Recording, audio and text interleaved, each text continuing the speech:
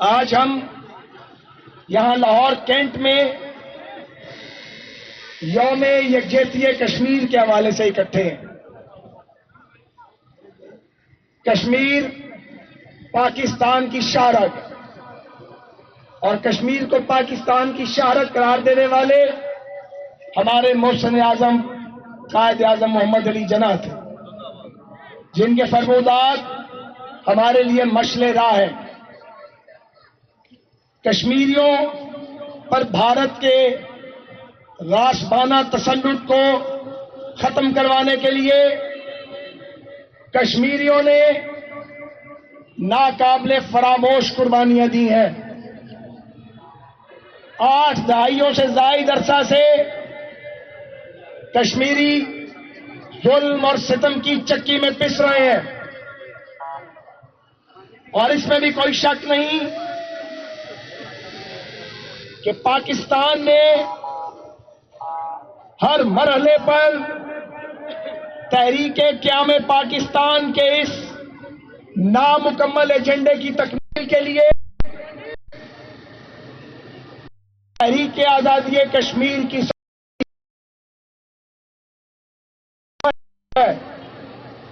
کشمیریوں کی آزادی کے لیے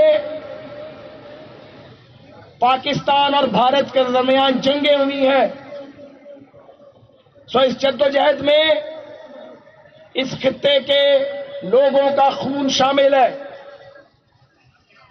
اس لیے یہ ممکن نہیں کہ تمام تر طاقت اور جارحیت کے باوجود بھارت کشمیریوں کو غلام رکھ سکے۔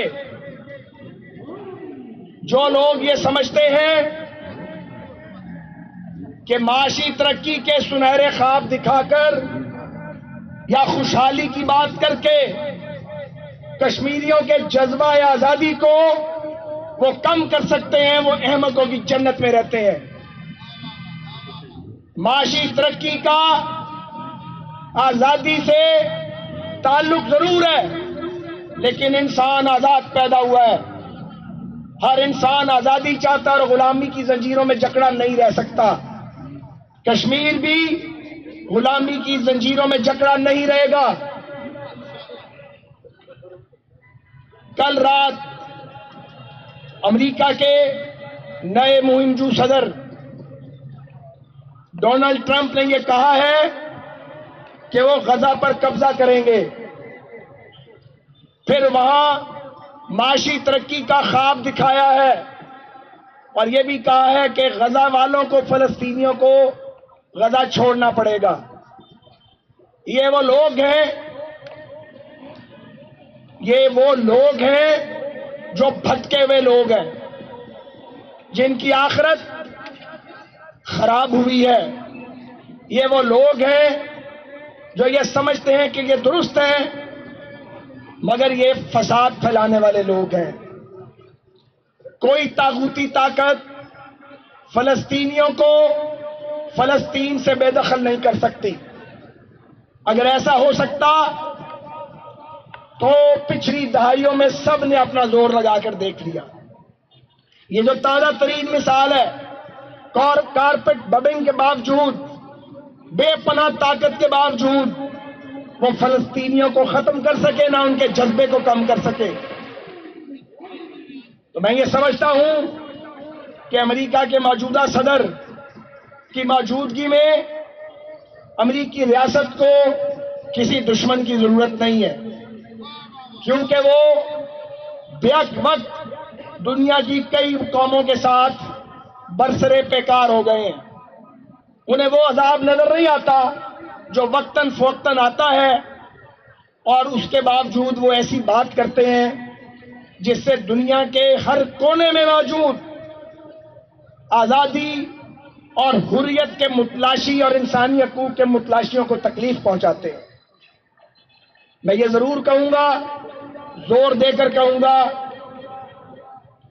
کہ پاکستان میں پارلیمنٹ کی کشمیر کمیٹی وہ رول پلے نہیں کر سکی جو رول اسے پلے کرنا چاہیے تھا، اور میں نے یہ تجویز پہلے بھی پیش کی ہے، حکومت کو بھی دی ہے. آج میں پبلکلی بھی یہ کہنا چاہتا ہوں, پاکستان میں مستقل بنیادوں پر قومی کشمیر کمیٹی ہونی چاہیے, جس میں صرف پارلیمنٹیرین شامل نہیں ہو, اس میں دانشور, کشمیر سبجیکٹ کو جاننے والے, ریٹائرڈ سول سروینٹس, قانون دان, ریٹائرڈ فوجی افسران, اور جو ہمارے معاشرے کے وہ لوگ ہیں جو اس ایشو سے ریلیٹڈ ہیں اور صاحب رائے ہیں, ان کو شامل ہونا چاہیے. اس کا ایک مستقل سیکریٹریٹ ہونا چاہیے, اور اس کمیٹی کو 24/7 کام کرنا چاہیے. وقفے سے کام کرنے کا کوئی فائدہ نہیں ہے. ہندوستان وہاں ظلم بھی کر رہا ہے اور وہاں انویسٹمنٹ بھی کر رہا ہے. تو ضرورت اس امر کی ہے کہ پاکستان کی ریاست اور اس کے تمام ادارے اس ایشو کو فوکس کریں. خاص طور پہ کئی سالوں سے آل پارٹی حریت کانفرنس کے لیڈر بھارت کی جیلوں میں بند ہیں. ان میں خواتین بھی ہیں, بزرگ بھی ہیں, اور ان کو جھوٹے مقدمات میں ملوث کر کے کئی برس سے جیلوں میں ڈالا ہوا ہے. پاکستان جو کشمیر کی تحریک آزادی کا مدعی ہے اور فریق ہے اس میں, یہ ہماری ذمہ داری ہے ہماری ریاست کی کہ ہم ان اسیر رہنماؤں کی رہائی کے لیے دنیا کے ہر فورم پہ مسلسل آواز بلند کریں. میں آپ کا شکر گزار ہوں کہ آپ بڑی تعداد میں آج تشریف لائے ہیں. اب ہم اس گفتگو کا اختتام کرتے ہیں اور اپنی واک کا آغاز کرتے ہیں.